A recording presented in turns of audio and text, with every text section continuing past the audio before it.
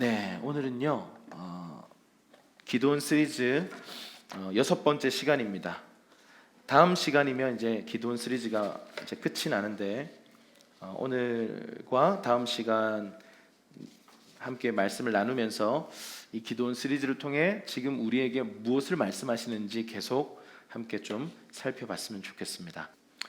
사사기 8장 1절에서 2절 우리말 성경 버전으로 함께 읽겠습니다. 시작. 에브라임 사람들이 기드온에게 물었습니다. 당신이 미디안과 싸우러 갈 때 우리를 부르지 않다니 이들이 어떻게 된 것입니까? 그들은 그에게 격렬하게 항의했습니다. 기드온이 그들에게 말했습니다. 저와 지금 당신들과 비교할 수 있습니까? 에브라임의 끝물 포도가 아비에셀의 만물 포도보다 낫지 않습니까?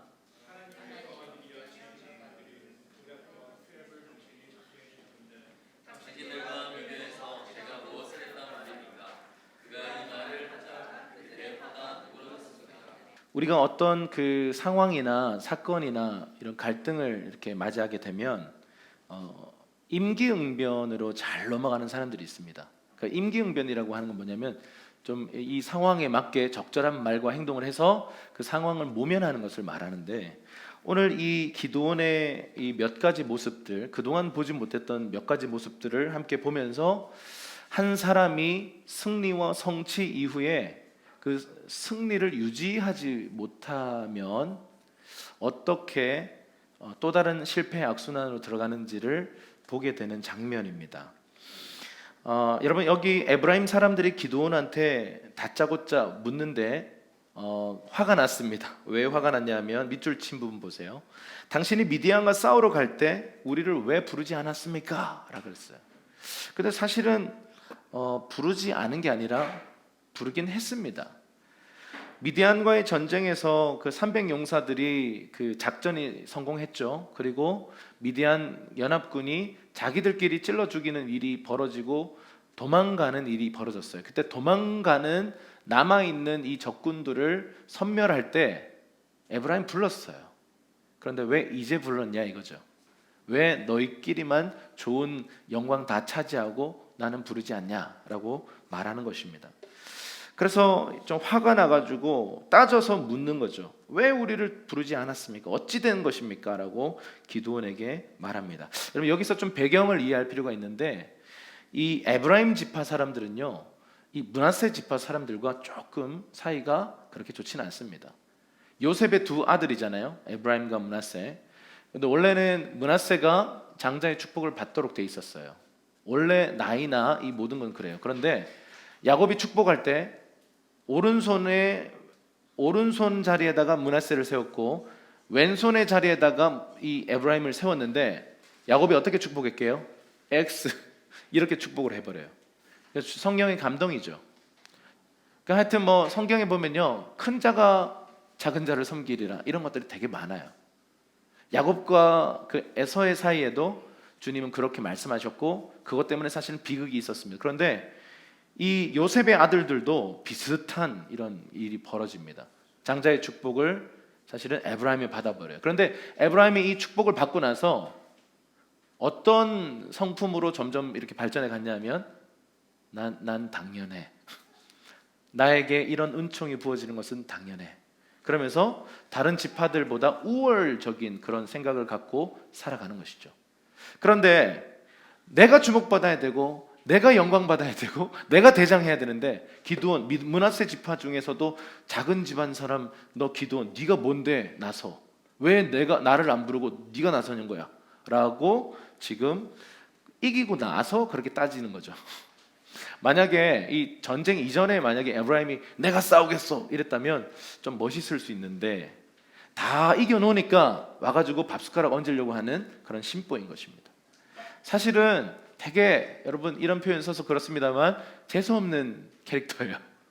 근데 여러분 이 상황에서 이제 화가 나가지고 이 기드온에게 따져 묻는 이 에브라임 사람들이 막 다가와서 막 뭐라고 했습니다. 그러니까 기드온이 뭐라고 얘기합니까? 2절 보세요. 여러분 여기서 보면 이 기드온이 이 언변술이 대단해요. 저와 지금 당신과 비교할 수 있겠습니까? 이 므낫세 지파인 내가 한 일, 300명 데리고 한 일은 아무 일도 아닙니다. 당신들이 한 일은 생각해 보십시오. 당신들이 미디안 지휘관인 오렙과 스웹을 잡아 죽이지 않았습니까? 저는 별로 그런 거 한 거 없습니다. 항아리 두드리고 뭐 이런 거밖에 없습니다. 이 모든 전쟁의 공은 당신께 있습니다 라고 임기응변적으로 탁 둘러댑니다. 그러니까 여러분 또 이 놀라운 사실이 있습니다. 화가 누그러져요. 그러니까 이 에브라임 사람들의 그 뭔가 동기가 뭘까요? 뭔가 이렇게 이 전쟁에서 나의 공, 우리의 공이 크다라는 것을 좀 인정받고 싶었던 것입니다. 그런데 기드온이 이걸 싸움으로 가져가지 않고 이렇게 언변술로 임기응변으로 어떻게 보면 자신들보다 좀 더 강한 지파예요. 그 강한 지파 앞에 어떻게 보면 조금 비굴하게, 조금은 소심하게, 어떻게 보면 되게 지혜롭게 이 상황을 잘 넘어갑니다. 그런데 여기까지는 괜찮아요. 이게 죄거나 나쁜 짓은 아니죠. 여기에서 기도원 시리즈가 딱 끝나면 얼마나 좋겠어요. 그런데 이 이후부터 문제들이 좀 터지기 시작합니다. 사사기 8장 4절에서 9절입니다. 한번 읽어보도록 하겠습니다. 시작. 기도원과 함께 있던 300명의 용사는 지쳤지만 적을 추격하여 요단강에 이르러 강을 건넜습니다. 기도온이 숫곳 사람들에게 말했습니다. 제 용사들에게 빵덩어리를 좀 주십시오. 세바와 살문나를 추격하고 있는 중입니다. 그러나 숫곳의 지도자들이 말했습니다. 지금 세바와 살문나의 손이 지금 당신 손에 있기라도 합니까? 왜 우리가 당신의 군대에게 빵을 줘야 합니까? 그러자 기드온이 대답했습니다. 그러면 여호와께서 세바와 살문나를 내 손에 주실 때 내가 들과 씨와 찔레로 당신들의 몸을 찢어버리겠소. 그는 그곳으로부터 브누엘로 올라가 그곳 사람들에게도 이와 똑같이 물었습니다. 그러나 브누엘 사람들도 숫곳 사람들이 대답했던 것처럼 대답을 했습니다. 그가 브누엘 사람들에게도 말했습니다. 내가 안전하게 돌아올 때 이 탑을 부수어 버리겠소. 지금 무슨 일이 벌어지냐면요, 요 에브라임 사람들과 요 갈등을 잘 넘어갔어요. 임기응변으로 잘 넘어갔는데, 문제는 기드온과 함께 있었던 이 300용사들이 이 전쟁을 수행하면서 많이 지쳐 있었어요. 지쳐 있지만 계속 이 남아 있는 힘을 끌어모아 가지고 계속 전진 이렇게 외쳤습니다. 젖먹던 힘까지 살려가지고 전진 이렇게 외쳤어요. 그리고는 지금 계속해서 어떤 일정들을 소화하고 있습니다. 여러분 이 요단강 동편을 지금 계속해서 이렇게 점령해 가는 과정인데요. 여기에 숫곳이라고 하는 성읍이 있고 또 브누엘이라고 하는 성읍이 있어요. 여러분 브누엘은 브니엘이라고도 알려져 있어요. 야곱이 그 천사와 씨름했던 그곳 있죠. 브니엘. 그 지역이 바로 요단강 동편인데요. 어떤 일이 벌어졌냐면 지금 굉장히 지쳐 있기 때문에 배가 고픈 상태예요. 그런데 숫곳 사람들한테 먹을 것 좀 달라 그랬어요. 그런데 숫곳 사람들이 비아냥거리고 무시하면서 거절해 버려요. 근데 이때 여러분 그런 거 아시죠? 배고플 때 밥을 안 주면 여러분 정서가 어떨까요? 딴 건 괜찮은데 지금 배고파서 쓰러질 것 같은데 밥 한 그릇 안 주는 그런 상황이면 굉장히 화가 나죠. 지금 이 기드온이요, 굉장히 지금 짜증스러운 상태로 지금 그런 정서로 흐르고 있어요. 그런데 거절당하면서 무시당하고 비아냥거림을 당하니까 분노가 폭발해 버립니다. 그리고 뭐라고 얘기하냐면 내가 승리하고 돌아올 때 너희를 가시와 찔레로 찢어 죽이겠다 이렇게 얘기해요. 이게 갑자기 기드온이 안 그랬는데 갑자기 화를 내면서 찢어 죽이겠다라고 말합니다. 그래서 다음 성읍으로 갔어요. 브누엘에 갔는데 똑같은 대접을 받아요. 똑같은 푸대접을 받아요. 그러니까 내가 너희 다 부셔버리겠다라고 말합니다. 여러분 이게 탈진이 찾아왔을 때에 우리 안에 일어날 수 있는 일입니다. 여러분 우리가 지칠 수 있어요. 어떤 일을 감당하고 그 일이 하나님의 일일 수도 있어요.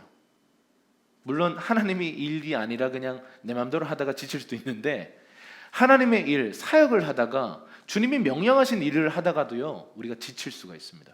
근데 그 피로감을 방치해두면 어떻게 되냐면요, 탈진으로 가요. 번아웃으로 갑니다.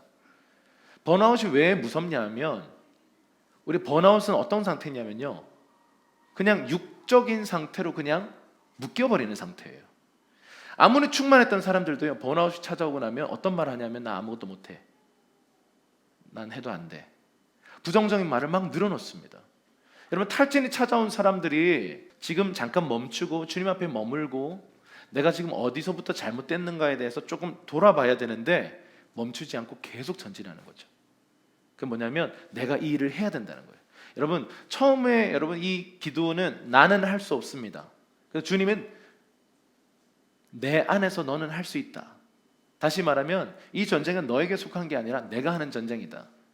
내가 이기게 할 것이다 라고 끊임없이 설득해서 겨우 이 기드온이 그 일을 감당하고 있는데, 승리를 맛보고 나니까요, 내가 뭔가 성취를 한 것 같은 그 착각이 드는 거예요. 내가 한 것 같은 착각이 드는 거예요. 그래서 지금 마지막까지 내가 완료하겠다, 내가 이걸 완전하게 성취하겠다 그러면서 자기 힘으로 계속 달려가기 시작하는 거죠. 여러분, 이때 탈진이 찾아와요. 여러분, 탈진이 왜 찾아옵니까? 내가 하려고 해서 그래요. 내가 애를 쓰니까 그래요. 탈진이 찾아온 사람한테 좀 내려놔 그러면 안 내려놔줘요. 내려놓을 수밖에 없는 상황으로 들어가야 해요. 때로는 사역을 잠깐 멈출 필요가 있어요. 어떻게요? 사역인데, 하나님이 명령하신 이 부르심인데 제가 어떻게 멈춥니까? 멈춰보니까 알겠어요. 코로나 상황이 전 세계를 향해서 우리에게 스탑 했어요. 단순히 그냥 아이 불편해 죽겠네, 이게 아닙니다. 하나님 전 세계를 향해서요, 스탑! 너의 모든 일을 멈추라. 너의 직장, 너의 모든 일, 심지어 사역, 교회들도 다 멈췄어요. 이 시간을 통해 하나님 우리에게 무엇을 가르치기 원하셨을까요? 무언가를 계속 바쁘게 분주하게 하는 것이 중요한 게 아니라는 거예요. 뭔가 내게 맡겨진 일을 열심히 분주하게 그냥 열심히 내 힘으로 수고하고 애쓰는 게 다가 아니라는 거예요. 여러분, 신앙은요, 내가 살아가는 삶이 아니에요. 내 안에 계신 그분이 내 삶을 살아가게끔 주도권을 내어드리는 삶이에요. 그래서 여러분, 우리 안에 쉼이라는 개념, 주님께서 안식일을 명하셔서 안식일을 거룩하게 지켜라고 말씀하시면서 예수님이 이 땅에 오실 때 이 안식을 우리의 삶 가운데 공포하셨어요. 그냥 너희는 이제 너희에게 쉼을 주었다라고 선포하셨어요. 안식 1일로서 우리가 주일날 모이는 게 아니에요. 이제 우리의 모든 7일 전체가 안식으로서의 삶을 살도록 우리를 부르셨는데, 그 부르심이 뭔지 이 말씀에서 나와 있어요. 우리에게 어떤 안식으로서의 삶을 부르시는지 보십시다. 마태복음 11장 28절에서 30절입니다. 우리 큰 목소리로 읽겠습니다. 시작. 수고하고 무거운 짐을 진 모든 사람은 다 내게로 오라. 내가 너희를 쉬게 할 것이다. 나는 마음이 온유하고 겸손하니 너희는 내 멍에를 메고 내게서 배우라. 그러면 너희 영혼이 쉼을 얻을 것이다. 내 멍에는 매기 쉽고 내 짐은 가볍다. 아멘. 주님께서 이렇게 말씀하셨어요. 수고하고 무거운 짐진 모든 사람은 다 내게로 와라, 그렇게 했어요. 여러분, 우리가 어떤 일이든 어떤 사역이든 어떤 문제든 간에 처음에는 가볍게 시작해요. 그런데 그 일이 계속 지속되다 보면 점점 무거워집니다. 왜 그럴까요? 내 힘이 자꾸 들어가요. 여러분, 이 비유에서 우리가 그 당시의 배경을 알아야만 이 말씀이 이해가 돼요. 여러분, 이 수고하고 무거운 짐진 모든 사람들아 다 내게로 오라 그러면서 내가 너희를 쉬게 하리라 그래놓고 그 다음 구절 보면요, 뭔가 사기치는 것 같아요. 내 멍에를 메라 이렇게 얘기하거든요. 여러분, 멍에가 어떤 거예요? 소의 멍에가 어떤 겁니까? 이 아프게 이렇게 코에다 걸어가지고요, 이렇게 막 눌러가지고 이 농부가 이렇게 길들여지는 대로 움직이지 않으면 아프게 해서 고통을 줘가지고 이 컨트롤하는 거예요. 그게 멍에입니다. 근데 이때 당시 예수님의 멍에는 어떤 멍에였냐면, 어미소와 새끼소를 한 조로 세우는 그런 멍에였어요. 어미소와 새끼소를요 이렇게 하나의 멍에로 연결시켜서 어미소는 이미 농부에게 길들여져 있습니다. 여기서 길들여지다라는 단어가 온유하다라는 단어예요. 그러니까 이 마음이 온유한 자들이 길들여져서 이 멍에를 메고 이 멍에를 따라서 걸을 수 있는 법을 배우는 거예요. 그런데 어린 소들, 새끼 소들은요 이 어미소처럼 훈련이 안 되니까 새끼 소들 어떻게 하냐면 자기가 가고 싶은 곳으로 계속 가려 그래요. 나비가 날아다니면 나비 따라가고 뭐 벌이 날아다니면 벌 따라가고, 그러니까 몸을 딱 트는 순간 어떻게 돼요? 엄청난 고통이 와요. 무거워져요. 여러분, 우리 인생이 왜 무거워집니까? 처음에 가볍게 시작했던 일이 왜 무거워져요? 내가 자꾸 방향을 틀고 내 힘을 쓰고 내가 이걸 끌려고 하니까 그래요. 여러분, 여기서 어미소가 누굴까요? 예수 그리스도세요. 내 멍에를 메라 그랬잖아요. 내가 메고 있는 멍에에 한 조로 네가 서라, 이 말이에요. 새끼 소처럼요. 그리고 네 힘을 빼라. 여러분, 신앙생활은 힘 주는 거 아닙니다. 신앙생활은요 힘 빼는 거예요. 힘 빼는 법을 배우는 거예요. 여러분, 여기서 애를 써서 예배해 보세요. 예배가 되나? 기도할 때도 주님 나를 만나주세요. 애를 쓰는, 물론 때로는 애를 쓰는 부분도 필요한데요, 부르짖는 애를 쓰는 게 필요할 수도 있습니다. 그런데 근본적으로는요 나를 내려놓는 거예요. 내 힘을 쭉 빼고 그분이 내 삶을 이끌어갈 수 있도록 나를 내려놓는 것, 거기서부터 인격적 만남이 있지. 여러분, 데이트할 때도 나 너와 반드시 사랑에 빠질 거야 그러면서 부리부리한 눈으로 쳐다보면 무섭죠. 난 너와 결혼을 하고야 말 거야 이러면서 이렇게 첫 데이트 때부터 막 눈을 막 이렇게 쌍심지키고 쳐다보면 다음 데이트는 없어요. 너무 부담스러워. 너무 부담스러워. 너무 부담스럽게 막 힘을 주고 어떤 관계를 맺으려고 하는 것도, 그것은 잘 안 돼요. 관계는 어떤 일이든 힘을 뺄 때 비로소 진정한 것들이 시작될 수 있습니다. 여러분, 그래서 이 탈진이 찾아왔을 때 탈진까지 가기 전에 잠깐 멈춰야 돼요. 여러분, 뭐 회사도 하루 정도 뺄 수 있잖아요. 반차라도 빼가지고 뭐 그냥 좀 저기 한적한 곳에 가서 풀소리, 풀소리는 없군요. 바람 소리, 벌레 소리 좀 듣고 오세요. 이 각박한 도시 생활이요 때로는 우리의 마음을 너무 피곤하게 만들어요. 저도 그 5명의 식구들이 함께 이렇게 뭐랄까 뒤엉켜서 살잖아요. 어쩔 수 없이 뒤엉켜 있어요. 이렇게 진짜 실제로 교실이 이렇게 저희가 온 가족이 이렇게 눕거나 기대거나 이렇게 앉아 있으면요 꽉 차요. 진짜 뒤엉켜요. 그래서 하준이 막 지나가다 넘어지고 그래요. 뒤엉켜 있으니까. 근데 어떤 때는 한 번씩 이런 생각이 들어요. 혼자만의 시간이 필요하다. 저는 사람들과 있는 건 되게 좋아하는 사람이거든요. 근데 아무리 어떤 기질이든 상관없이요, 사람은 고독하게 혼자 있을 때 정리가 일어나요. 계속해서 이렇게 막 붙어 있으면요 건강한 간격 없이 계속 붙어 있어요. 이것도 힘주는 거잖아요. 너무 힘주고 있는 거예요. 우리는 부부니까, 때로는 우리는 부모 자식이니까 항상 함께 해야 돼. 너무 부담스러워요. 여러분, 조금 떨어져 있는 시간이 때로는요 이 관계를 더 좋게 만들어요. 실제로 저는 외부 사역을 혼자 나갈 때 가정에 대한 어떤 주님의 마음, 가정을 위한 중보기도, 아내에 대한 새로운 사랑의 마음, 이런 것들이 좀 새롭게 정리가 되는 편이에요. 그래서 제가 이렇게 어디 갔다 오면 사역하고 왔구나라고 보다는 회복하고 왔구나, 그렇게 생각해 주시면 될 것 같아요. 최근에 요즘 너무 못 다녀요. 코로나 때문에 너무 붙어 있어요 지금. 조금 힘들어요. 어쨌든 탈진이 오기 전에 자기 자신을 컨트롤하고 관리하는 법, 이게 영성 훈련에 포함시켜야 돼요. 기도하고 말씀 읽고, 여러분 중요하죠. 그거 없으면 안 돼요. 그런데 내가 지금 약간 번아웃으로 갈 것 같다 그러면 잠깐 멈춰야 돼요. 여러분, 일 하루 안 한다고 뭐 무슨 일이 벌어집니까? 학교 하루 안 간다고 요즘 가지는 않지만 어쨌든 하루 뭐 뺀다고 뭐 큰일 일어납니까? 좀 우리 삶에 번아웃이 찾아오기 전에 이렇게 스스로를 절제하는 거예요. 더 중요한 것이 무엇인지를 기억하고 하루 일당 내려놓고 주님 앞에 머무는 거죠. 여러분, 기드온이 밀어붙였어요. 300명과 함께. 그러니까 이 사람이 점점 육적 상태로 변하기 시작하더니 안 그랬던 사람이 분노를 막 폭발하기 시작해요. 이 사람에게 필요한 것은 지금 주님의 멍에를 매는 그 쉼의 시간이에요. 주님께로 다시 돌아가서 내가 힘주고 있었던 거 다 내려놓고 그분의 멍에를 매는 건데요, 여기에 두 가지의 자세가 필요해요. 하나는 온유함, 하나는 겸손함이에요. 온유함은 아까 말씀드렸어요. 길들여지는 거예요.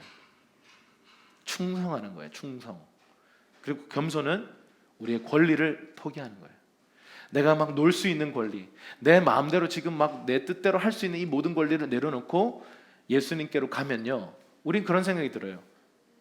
힘들 때 주님께 잘 안 나가지는 사람들의 정서는 뭐냐면, 주님께 가면 더 힘들 것 같으니까 좀 내버려뒀으면 좋겠어요. 아무도 날 터치 안 하고 그냥 날 가만 놔뒀으면 좋겠다는 거죠. 그런데 여러분, 거기에 진짜 자유가 있는 게 아니에요. 주님 안에 진짜 자유가 있습니다.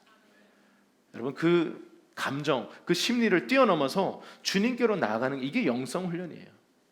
이 훈련이 우리에게 필요한데, 지금 기드온이 이걸 무시한 채 계속 달리기 시작해요. 그럼 어떤 일이 벌어지는지 한번 좀 살펴보도록 하십시다. 그래서 여러분, 한 가지 여러분의 삶에 제가 시행착오를 통해서 배운 점을 조언하고 싶습니다. 너무 바빠지지 않도록 삶을 조율하십시오. 너무 바빠지면 육적 상태로 빠지기 시작해요. 피로감들이 몰려와서 이것들이 제어가 안 되면요, 번아웃으로 나를 끌고 가는데, 번아웃에 빠져버리면 사탄이 만든 함정에 팍팍팍 다 빠집니다. 그러면 주님의 부르심을 수행하다가 부르심이고 뭐고 온데간데 없이 그냥 갑자기 육적 상태, 사탄의 어떤 올무에 빠져버리는 것입니다. 그래서 너무 바빠지지 않도록 해야 하고, 내 삶에 피로감이 찾아올 때 이것을 잘 관리해야 합니다. 옆 사람에게 잘 관리합시다 한번 얘기해 주시죠. 자, 사사기 8장 10절에서 13절까지 한번 읽도록 하겠습니다. 시작. 그때에 세바와 살문나는 그들은 모든 동쪽 지방 사람들의 12만 명의 군사들이 쓰러진 뒤 살아남은 사람들 전부였습니다. 기드온은 노바와 욕부와 동쪽 천막에 사는 사람들의 길을 따라 올라가서 그 군대가 방심한 사이에 공격했습니다. 기드온은 그들을 추격했습니다. 그는 미디안의 두 왕인 세바와 살문나를 사로잡고 모든 군대를 무찔렀습니다. 그리하여 요아스의 아들 기드온은 헤레스 고갯길의 전쟁터에서 돌아왔습니다. 아멘. 여러분, 이 지금 기드온의 모습은요, 조금 육적 상태이긴 하지만, 그리고 또 뭔가 굉장히 분노를 폭발하고 막 저주의 말을 내뱉기도 했지만, 사실은 주님이 예언하신 그대로 큰 용사로서 지금 서 있어요. 처음에는 항아리 들고 횃불 들고 나팔 들고 싸웠잖아요. 이게 무슨 용사입니까? 그런데 오늘 이 모습을 보면 진짜 엄청난 용사가 되어 있어요. 엄청난 담대함으로 지금 15,000명가량의 군대가 막 이 세바와 살문나라고 하는 왕을 모시고 막 도망가고 있어요. 근데 이들을 막 다 공격하고 무찌르고 결국 세바와 살문나를 죽이게 됩니다. 그래서 이 엄청난 대승을 거두는 이 장면은 주님이 말씀하신 그대로예요. 너는 큰 용사가 될 것이다. 너는 미디안을 무찌르게 될 것이다.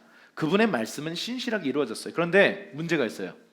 여기서 끝났으면 참 좋겠는데, 그 다음 장면에서 기드온의 인생의 최고의 오류가 시작됩니다.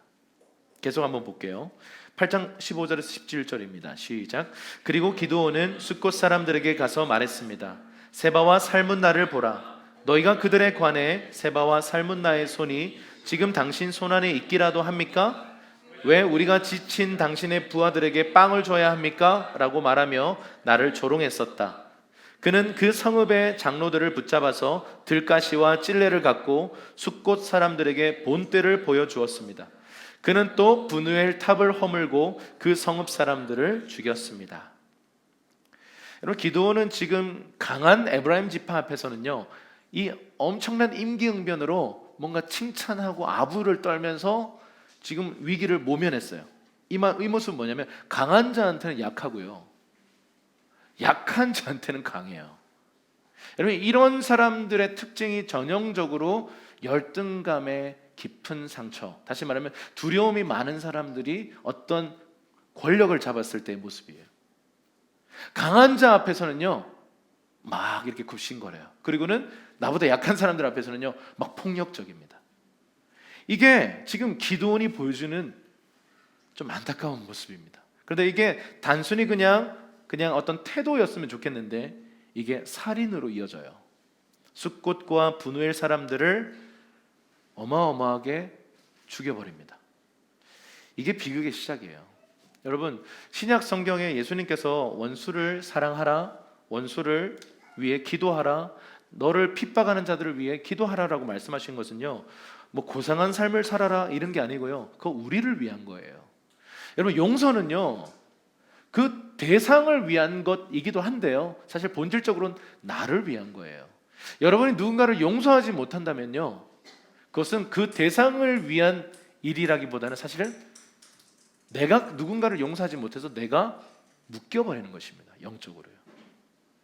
그래서 여러분, 이 큰 용사 기드온이 큰 용사가 됐고 말씀대로 미디안을 물리치긴 했으나 오늘 이 자신 안에 찾아온 탈진과 어떤 영적인 이 성령의 통치를 잃어버린 후에 어떤 일이 벌어져요? 육적인 소욕을 따라서 움직이기 시작해요. 그래서 두 성읍의 사람들을 죽여버립니다. 여러분, 이제 나중에 보겠지만 그 기드온의 가문 안에 이제 자녀들끼리 서로 찔러 죽이는 일들이 나중에 일어나거든요. 여러분, 죄는요 심으면 그대로 나와요. 한 집안 안에 반복되는 죄들이 있잖아요. 예를 들어 뭐 외도가 뭐 저기 할아버지 때부터 지금까지 반복됐다. 이건 뭐냐면요, 이 어떤 이 죄가 대물림 되는 거거든요.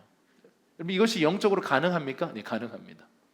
어떤 집안은요 뭐 술 때문에 다 망해요. 어떤 집안은 폭력 때문에 다 망합니다.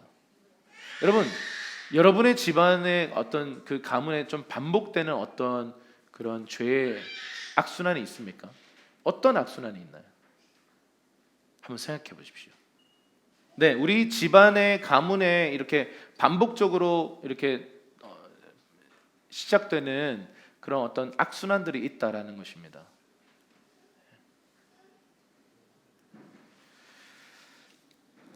우리 그 네모 박스 한번 보십시오. 기드온은 하나님의 예언적 부르심대로 큰 용사로 일어나서 미디안을 물리쳤지만 육적 상태의 분노에 사로잡혀서 동족 사람들을 죽이는 과오를 범합니다.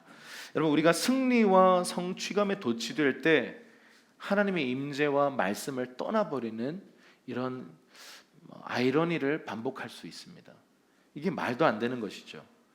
여러분, 우리가 어떤 한 사람이 어떤 목적을 얻기까지는요 주님을 의지해요. 하나님 이거 주십시오, 저거 주십시오, 잘 되게 해주십시오, 이거 주시면 이렇게 할게요 라고 해놓고 실제로 하나님이 응답을 주시고 성취를 주시고 승리를 주시고 나면요 그거 다 까먹어요. 내가 언제 그런 기도했지? 소원 막 해놓고 그 소원도 까먹어요. 이런 말도 안 되는 모습들이 사실 우리 모습 안에 종종 나타납니다. 여러분, 기드온이 지금 승리 이후에, 성취 이후에 하나님의 임재와 말씀을 그냥 터부시하고 그냥 자기의 육신의 소욕을 따라서 막 달려가기 시작합니다. 여러분, 여기서부터 하나님은 기드온 인생을 향해서 이제 침묵이 시작돼요. 기드온 죽을 때까지 하나님 나타나지 않으세요. 이 말이 뭐냐면 하나님 임재가 사라져버려요. 그분의 말씀이 없어요. 더 이상 하나님의 음성을 듣는 사람이 안 돼요.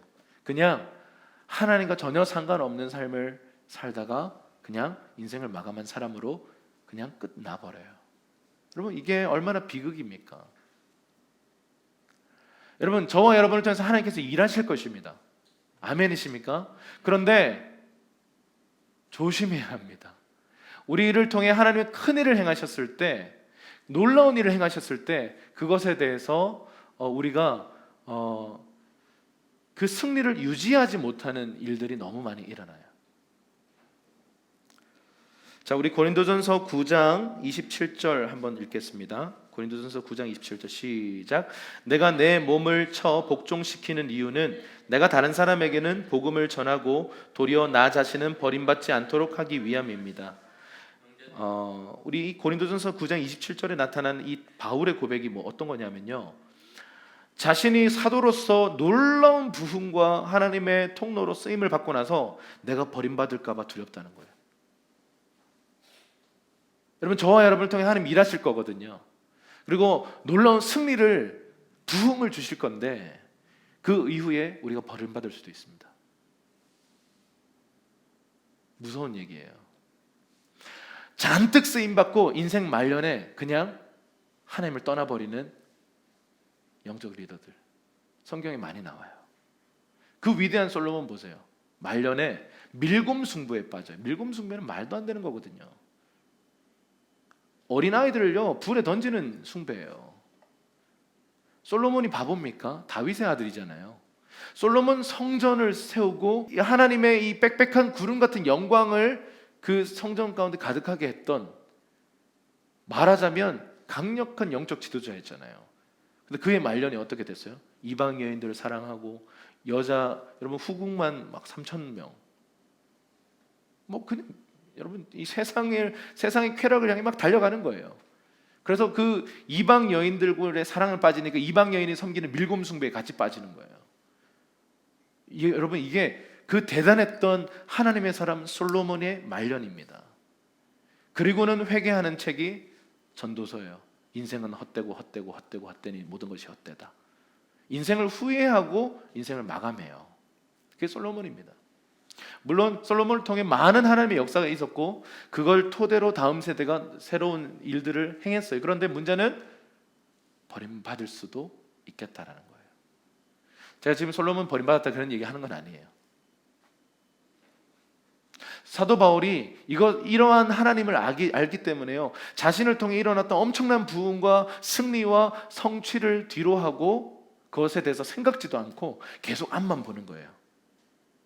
그리고 나를 부르신 그 온전한 부르심의 상을 쫓아서 달려가기 시작한다라고 고백하는 거예요. 왜? 내가 쓰임받고 버림받을까 봐 두렵다. 빌립보서 3장에 이런 말씀이 있습니다. 사도 바울의 고백이에요. 한번 읽어볼게요. 시작. 형제들이여, 나는 그것을 붙잡았다고 생각하지 않습니다. 그러나 이 한 가지만은 말할 수 있는데 곧 뒤에 있는 것은 잊어버리고 앞에 있는 것을 붙잡으려고 그리스도 예수 안에서 하나님께서 위에서 부르신 그 부르심의 상을 위해 표대를 향하여 쫓아갑니다. 사도 바울의 마지막이 어떤 거예요? 자기가 엄청난 업적을 이루었지만 이거 그냥 없는 거라고 없는 셈 치고요, 잊어버리고 앞만 보고 달려가는데 자기가 타락할까 봐 두려워서요, 그냥 앞만 보고 돌아가는데 끊임없이 선교하고 결국은 여러분 로마로 가서 순교를 해요. 거기서 참수형을 당하게 됩니다. 여러분, 아가보의 처녀가 이렇게 얘기합니다. 로마로 가지 마세요. 거기서 당신 죽을 수 있습니다. 사도 바울이 대답합니다. 그래서 가려는 것이요. 사도 바울은요, 우리 인간적 이런 세상적으로 볼 때 최고의 천재적인 이 지능을 가졌어요. 교육도 엄청 많이, 가방끈도 길어요. 당대의 최고의 학문과 선생님 밑에서 공부했어요. 그리고 조건적인 부분들 금수저 중에 금수저입니다. 근데 이 사람 가만히 있으면 바리새인 랍비로서 성공할 사람이에요. 그런데 예수 만나고 나니까 내가 최고의 모든 조건을 가졌지만 예수를 모르는, 오히려 이것이 예수를 아는 것을 방해하고 있었다는 것을 알았어요. 그걸 깨닫고 나서 어떤 결정을 내리냐면 예수를 알기 위해 이 모든 걸 버리겠다 그랬어요. 그래서 여러분, 그 끝은 자신의 생명까지도 그분을 위해 내어드리는 삶을 살았어요. 실제적인 순교를 했어요. 사도 바울이 어떤 동기로 이렇게 달려갈 수 있었을까요? 주님을 사랑해서겠죠. 그런데 주님을 향한 두려움 때문에 달려가는 거예요. 여러분, 우리가 이 사랑과 두려움은 마치 반대말 같지만요, 우리 하나님은 이 사랑과 두려움을 우리가 가지기에 합당한 분이에요. 우리가 그분을 친밀히 사랑하고 그분을 누리지만 그분은 창조주시고 심판주이십니다. 아멘이십니까?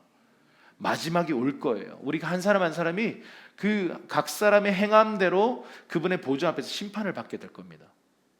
여러분, 이것에 대해서 성경은 타협이 없어요.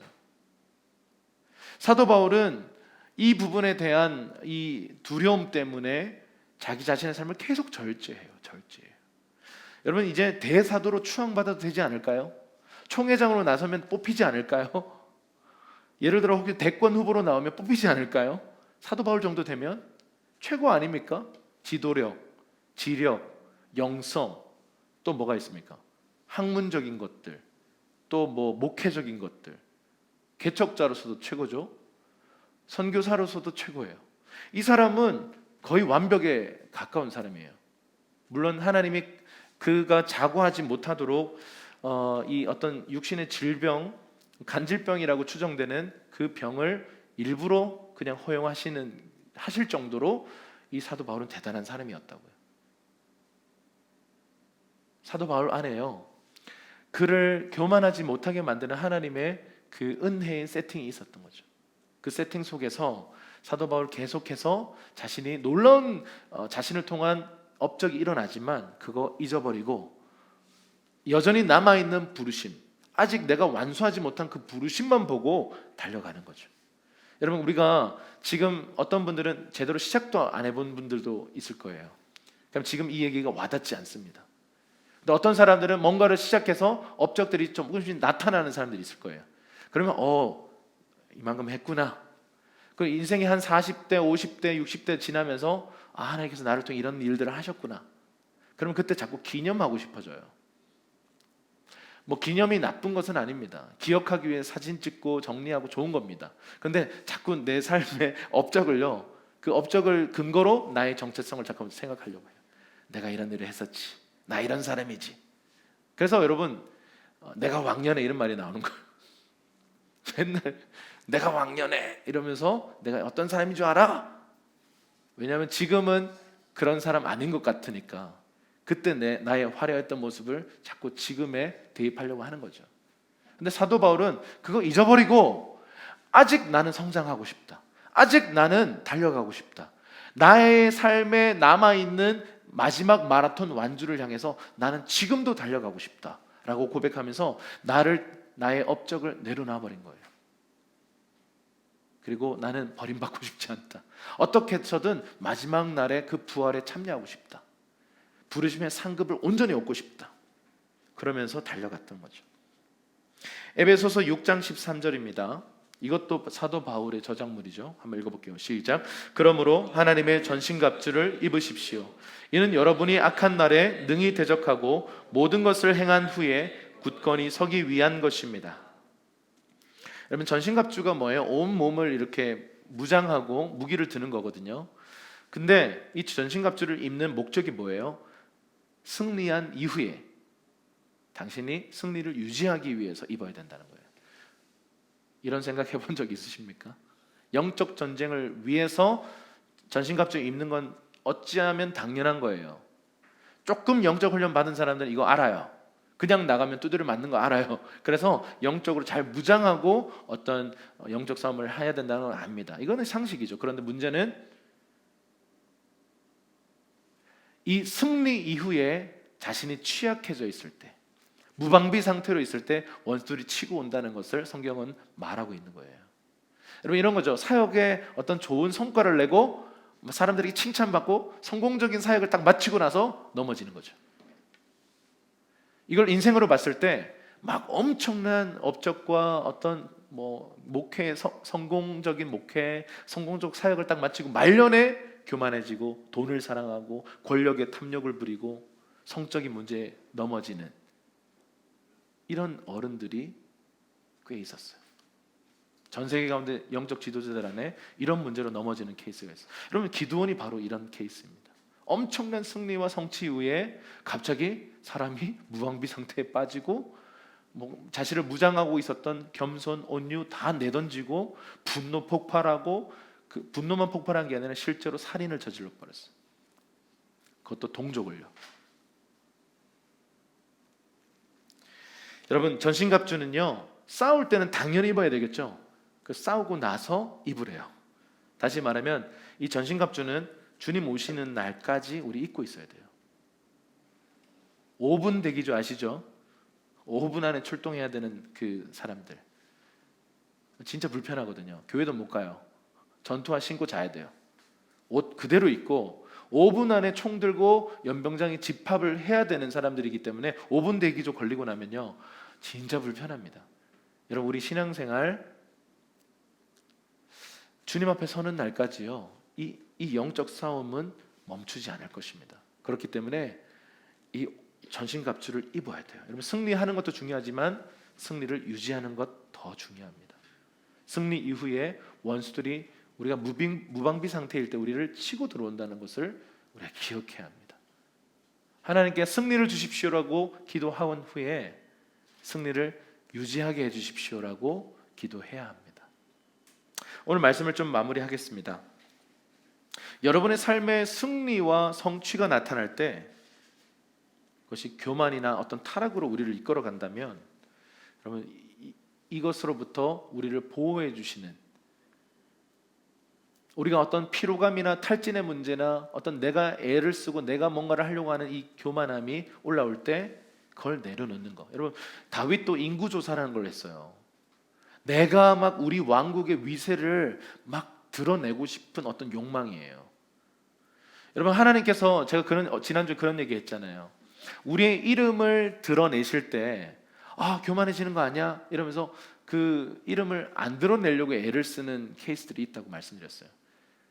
근데 어쩔 수 없이 우리가 이름을 적어야겠죠. 뭐 작곡자 이름을 적든지 앨범에 이름을 적든지 뭘 적어야겠죠. 적는 것이 나쁜 것은 아닙니다. 근데 중요한 것은요, 이후에 우리가 그 겸손을 잃어버리고 교만에 빠지고 내가 뭔가 대단한 것처럼 착각하고 하나님께 쓰임 받았다라는 어떤 그 팩트 가지고 내 존재가 마치 특별한 존재인 것처럼 착각을 해서 기드온처럼 이렇게 타락의 길로 걸어간다면 이것은 참 비극적인 일입니다. 저는 이 사사 시대를 보면서 이 기드온을 향해서 신학자들이 저는 오늘 좀 되게 나이스하게 얘기한 거예요. 저는 약간 기드온을 좀 품으면서 얘기한 거예요. 근데 신학자들은요 너무 욕해요. 기드온에 대해서요 너무 그냥 평가절하를 많이 해서 저는 어떤 면에서 그 부분 동의하지 않습니다. 왜냐하면 사사 시대가 어떤 시대입니까? 엉망진창이에요. 엉망진창의 시대 속에서 거의 신학자들은 기드온 신약 시대를 살아가는 예수 그리스도를 약간 요구하는 경향이 있어요. 거의 사도 바울급으로 요구하는 경향이 있어요. 여러분, 그 시대에서 하나님이 사사 시대는요 어쩔 수 없이 하나님도 한계를 아세요. 그냥 구원을 위해 사사들을 일으켜요. 근데 우린 자꾸 사사들에게 기대를 해요. 사도 바울을 기대하고 예수 그리스도 막 다윗을 기대하는 거예요. 여러분, 기드온은 메시아적 인물은 아닙니다. 어떤 그 시대에 하나님이 그 세대를 구원하기 위해서 일으킨 사람인데 그 사람 안에도 어려움이 있고 연약함이 있고 여전한 죄들이 있는 것이죠. 물론 어쨌든 이제 하나님의 그 절대적인 기준 앞에서는요 기드온이 오늘 큰 과오를 범합니다. 그리고 다음 시간에 얘기하겠지만 그 과오가 더 큰 과오로 이어지게 돼요. 그런 기드온 시리즈는 사실 조금 비극적인 결말로 끝이 납니다.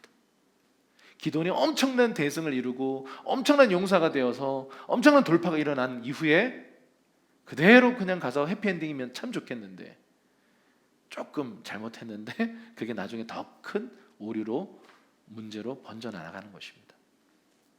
여러분, 승리하는 것도 중요하지만 승리를 유지하는 것이 더 중요합니다. 우리 옆 사람에게 승리를 유지하는 것이 더 중요합니다 얘기해 주십시오. 함께 기도하겠습니다.